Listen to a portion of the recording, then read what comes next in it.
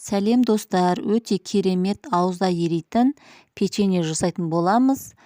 Өзіміздің балалық шағымызға саяхат десем де болады, өте керемет болып шығады. Ал қыздар, бір жұмыртқамызды алып, 200 грамм құмшекермен араластырып, үстінен айранды құямыз, 250-300 мл менде. Жақсылап айранымыз, құмшекеріміз ерігенше, жақсылап ағартып аламыз көпіргенше венчиктің көмегімен. Үй температурасында тұрған сары майымызды салатын боламыз. 100 грамм ұнымызды алып, осылайынан венчиктің көмегімен жақсылап араластырып аламыз. Ұным менің електен өткен, сіздерде ұндарыңызды електен өткізіп алыңыздар. Кішкентай қасықпен толған бір қасық разрыхитель болды менде мына жерде. Осылай араластырып аламыз. Қыздар, дәміне, иісіне әдемі болу үшін ванильный сахар салатын боламыз, бір қасық міне. Осылай ұнмен бірге араласып салған дұрыс. Қыздар, шоколад үйде жоқ екен, сондықтан мен какао мен сүтті араластырып шоколад жасадым. Қалай жасағанымды көргілеріңіз келсе, видеоның соңына дейін көріңіздер. Осы печеньенің бетіне глазур қып құя салдым. Өте әдемі шықты деп ойлаймын. Осылайынан алып, венчикке енді бұл жерде керегі жоқ. Қолымызбен жақсылап осылай эластичный қамыр елейтін боламыз. Қамырымызды 5-10 минутқа тындырып қойып, 5-10 минуттан кейін тағы бір рет басып қоямыз. Екінші рет басқаннан кейін барып, қамырымызды жаятын боламыз. Міне қыздар, осындай керемет эластичный қамыр шығады. Кішкене қолға жабысып тұрса да ештеңе қылмайды ол. Міне осылай тындырып қойып, осыдан кейін тағы бір рет басатын боламыз.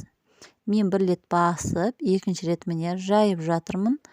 Өздеріңізге қандай форма бар, печенье оятын, сондай ойғыштармен ойып, осындай домалақ форма жасасаңыздар болады. Егерде жүрек, жұлдызша форма болса, тіпті жақсы әрине.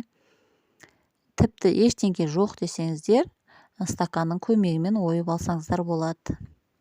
Печеньенің бетіне 2 қасық құмшекер, 2 қасық айран жақтым. Өйткені себебім кішкене коржикті илегенде құмшекерді аздау қылып салған едім. Сондықтан осылай бір жағынан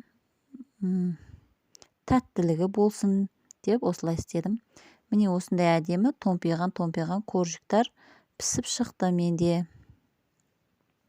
Мына жерде мен печеньенің бетіне шоколадный глазур жасап жатырмын. Сүт, құмшекер, 3-4 қасық сүт, 2-3 қасық құмшекер, 1 қасық ванилин, 3 қасық какао кішкентай қасықпен, және де 50 грамм, 100 грамм өздеріңізге ыңғайларыңызға қарай қанша жасайсыздар соған. Менде 50 грамм сары май міне мына жерде. Осыларды араластырып, жақсылап газдың көмегімен ертіп алдым. Егерде какаоларыңыз көп болып кетіп, қоймалжың болып қалса, тағы да үстіне сүт не май құйсаңыздар болады, қоймалжың болып қалса. Өте керемет шоколад болып шықты міне, күшті. Осын алып, печенье дайын болған печеньемізді осылай батырып бетіне қоямыз.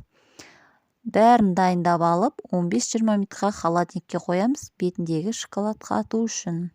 Қыздар, сіздерге сәттілік, бізге ас болсын. Қыздар, егерде менің каналыма тіркелмесеңіздер, тіркеліп, лайк баса кетуді ұмытпаңыздар.